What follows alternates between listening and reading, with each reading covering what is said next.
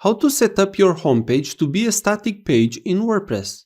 You can easily turn your blog into a website with a static homepage that people will land on every time they arrive.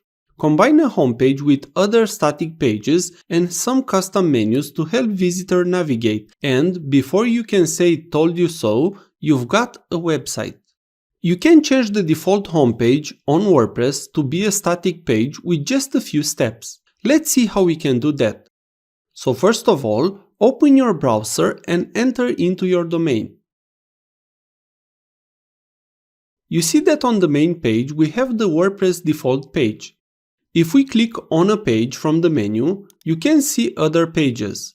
So, what if we want to have the test page on the homepage of the WordPress site? Let's enter into the administration panel for this. Add a new tab. Write your domain /wp-admin.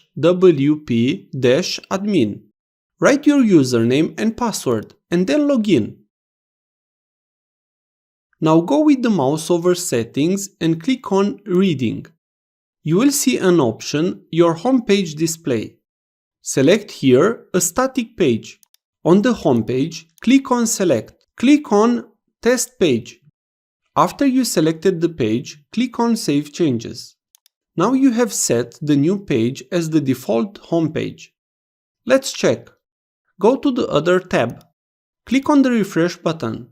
You see now the test page is on the front page. This is how you add a static page as a default homepage on WordPress site. If this was useful, please like, share and subscribe. You can also watch more videos from the right. Also, if you have any questions, please ask them in the comments area below.